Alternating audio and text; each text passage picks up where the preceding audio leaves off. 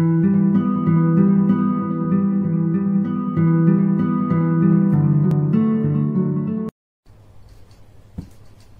बच्चों, आज हम बात कर रहे हैं फर्स्ट यूनिट की। फर्स्ट यूनिट का नाम है वास्तविक संख्या। ठीक है, इस यूनिट का बहुत सारा पार्ट आपने 9th में पढ़ा है। जो हमारी 9th की पहली यूनिट है संख्या पद्धति, ये वाली यूनिट 10th के उसी पर बेस्ड है, उसी पर आधारित है। तो हम थोड़ा सा रिवीजन कर लेंगे, उसके बाद क्लास 10th में जो दिया है वो हम पढ़ेंगे। अभी हम थोड़ा सा क्लास 9th में जो हमने पढ़ चुके हैं और हम भूल भी चुके हैं, उसको हम रिवाइज कर लेते हैं। तो सबसे पहले हमने 9th में पढ़ा था प्राकृत संख्याएं। प्राकृत संख्याएं कौन सी संख्याएं होती हैं? वे संख्याएं जो 1 से शुरू होकर अनंत तक जाती हैं, प्राकृतिक संख्याएं कहलाती हैं। इसे हम काय से दिखाते हैं? इसे हम n से दिखाते हैं, कैपिटल N से। तो n बराबर क्या हो गया? 1 2 3। ये 1 2 3 कहाँ तक? अनंत तक जब जाता है तो वो क्या कहलाती हैं? प्राकृतिक संख्याएं। ठीक है, इन्हें प्राकृतिक संख्याएं भी बोलते हैं और प्राकृतिक संख्याएं भी बोलते हैं। तो आप लोग बिल्कुल कंफ्यूज नहीं होना कि प्राकृत लिखा है तो हमने पढ़ी नहीं है। ये दोनों एक ही चीज है। उसके बाद दूसरी है पूर्ण संख्याएं। अब पूर्ण संख्याएं क्या होती हैं? वे संख्याएं जो 0 से शुरू होकर अनंत तक जाती हैं, पूर्ण संख्याएं कहलाती हैं। और इसे हम कैसे दिखाते हैं? W से, कैपिटल W से। तो W बराबर क्या हो गया? 0 1 2 3 और ये अनंत। बेटा ये जो इनके साइन होते हैं, ये जो साइन होते हैं, ये इनको इंग्लिश में जिस नाम से बुलाते हैं उसका फर्स्ट लेटर जो होता है उसी से हम इसको प्रदर्शित करते हैं। प्राकृतिक संख्या माने नेचुरल नंबर। तो नेचुरल नंबर n से शुरू होता है, इसलिए इसको कैसे दिखाते हैं? n से। पूर्ण संख्याएं माने होल नंबर। तो होल नंबर क्योंकि W से स्पेलिंग शुरू होती है, इसलिए इसका साइन क्या है? W। तो W बराबर क्या है? 0 1 2 3। कहाँ तक जाता है? ये अनंत तक। उसके बाद आती है पूर्णांक। अब पूर्णांक क्या है? वे संख्याएं जिनमें ऋणात्मक तथा धनात्मक दोनों चिन्हों के द्वारा दर्शाया जाता है, उन्हें पूर्णांक कहते हैं। यानी ऐसी संख्याएं जिसमें 0 भी शामिल हो और पूरी ऋणात्मक संख्याएं हों और पूरी धनात्मक संख्याएं हों। ऋणात्मक संख्याएं कहाँ तक हों? अनंत तक हों। और धनात्मक संख्याएं भी कहाँ तक हों? अनंत तक हों। तो वो क्या कहलाते हैं? पूर्णांक। और पूर्णांक को हम कैसे दिखाते हैं? I से, क्योंकि इंग्लिश में इसको बोलते हैं इंटीजर, इसलिए इसको कैसे दिखाते हैं? I से। तो ये आपको समझ में आ गया होगा। पहला है प्राकृतिक संख्याएं, दूसरा है पूर्ण संख्याएं और तीसरा है पूर्णांक।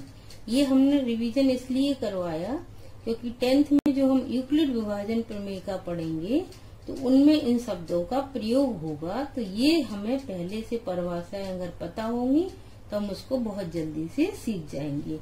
अब हम पढ़ते हैं यूक्लिड विभाजन प्रमेय का। बच्चों ये यूक्लिड विभाजन प्रमेय का बहुत महत्वपूर्ण है।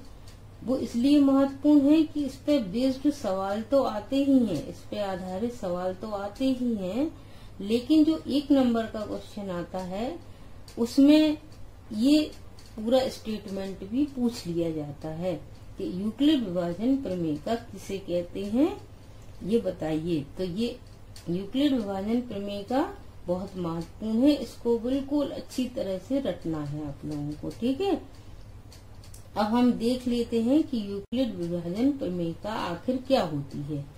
तो यूक्लिड विभाजन प्रमेय का क्या होती है?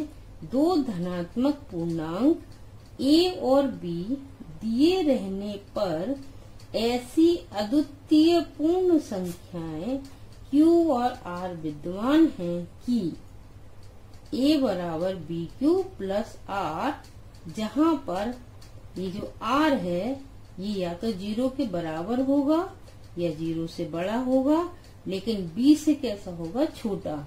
अब देखिए यहाँ पर क्या दिया है? 2 धनात्मक पूर्णांक, यानी आपको जो हमने पूर्णांक पढ़े थे उसमें ऋणात्मक को नहीं लेना है, काय को लेना है हमें, धनात्मक को। यानी जो ए और बी होगा वो किस तरह के पूर्णांक होंगे, धनात्मक पूर्णांक। ठीक है, यदि दो धनात्मक पूर्णांक आपको दिए हैं ऐसे ए और बी, तो ऐसी अद्वितीय पूर्ण संख्या Q और R। अब पूर्ण संख्याएं भी हमने पढ़ी हैं, तो ये जो Q और R है वो क्या है, पूर्ण संख्याएं हैं। तो ये इन्हें समीकरण दे दिया है आपको, ये विभाजन प्रमेय का है। इसके द्वारा हम क्या करते हैं, SCF निकालते हैं। इसके द्वारा हम क्या करते हैं, SCF निकालते हैं। इसमें जो R है, R की लिमिट दी गई है। R कहाँ से कहाँ तक होगा, R या तो 0 के बराबर होगा या 0 से बड़ा होगा, लेकिन कभी भी R B से बड़ा नहीं होगा। तो समझ में आ गया, ये है हमारी यूक्लिड विभाजन प्रमेय का। इसको आपको अच्छी तरह लिख लिख कर याद करना है, ताकि जब एग्जाम में पूछा जाए तो आप इसको बता पाए। अब हम देखिए पहला सवाल देख रहे हैं, एक्सरसाइज 1.1 का पहला। इसमें हमें करना क्या है, इसमें हमें करना है यूक्लिड विभाजन प्रमेय के द्वारा इन दोनों संख्याओं का क्या निकालना है, SCF निकालना है। इन दोनों संख्याओं का क्या निकालना है, SCF। तो सबसे पहले हम लिख लेंगे यूक्लिड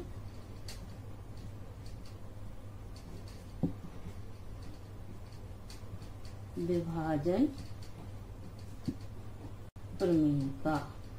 यूक्लिड विभाजन प्रमेय का क्या है, यूक्लिड विभाजन प्रमेय का है A बराबर BQ प्लस R।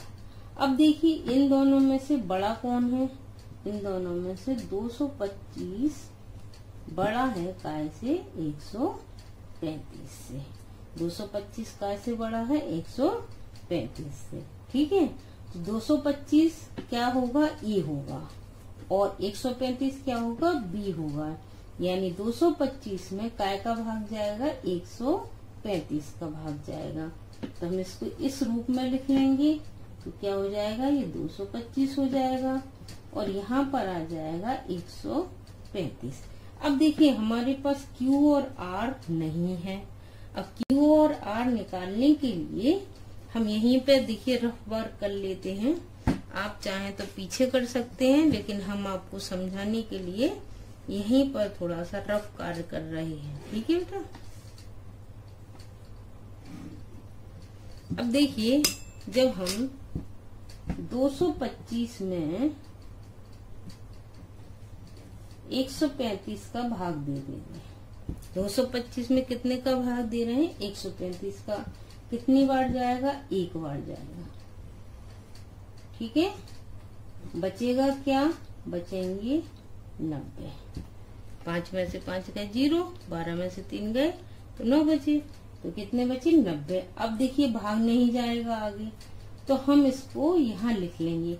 अब आप ये समझ लीजिए अच्छे से कि इसमें Q क्या है और R क्या है।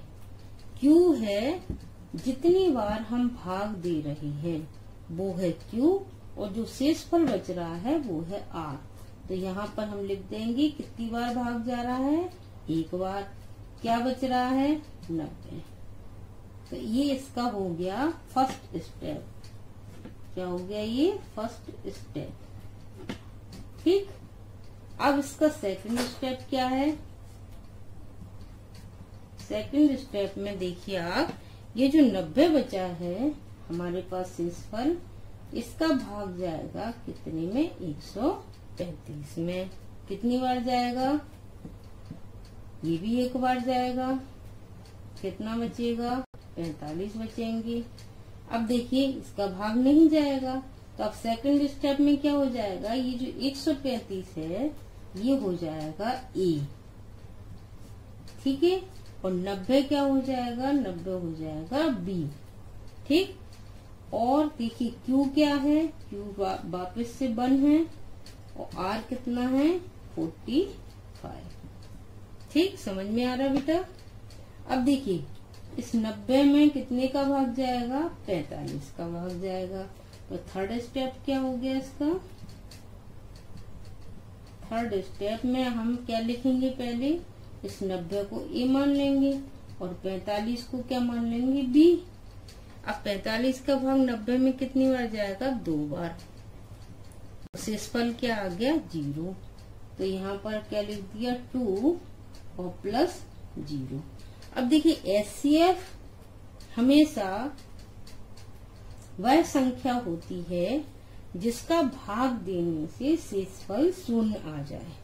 तो हम यहाँ पर क्या लिखेंगे? हम लिखेंगे चूंकि 45 का भाग देने पर हमें शेषफल 0 प्राप्त हो गया है,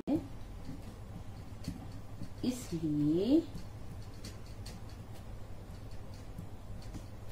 135 और 225 का एचसीएफ क्या हो जाएगा? 45। ये आपका आंसर है। ठीक है, आशा है आपको ये सवाल समझ में आया होगा। और आपको एक बात विशेष ध्यान रखनी है, ये यूक्लिड विभाजन प्रमेय का ये आपको बार बार याद करके अपनी कॉपी पर लिखना है, जिससे ये आपको बहुत अच्छे से याद हो जाए और जब आपके एग्जाम में पूछी जाए तो आप इसको अच्छे से लिखाएं। ये आपके बहुत आसानी से 2 या 1 नंबर आपको प्राप्त हो सकता है। ये बहुत इम्पोर्टेंट है, इसलिए इसको बहुत अच्छे से याद करना। ठीक है, और ये हमारा ये वीडियो आप शेयर करना, लाइक करना, और अगर समझ में ना आए तो हमें बताना। Thank you.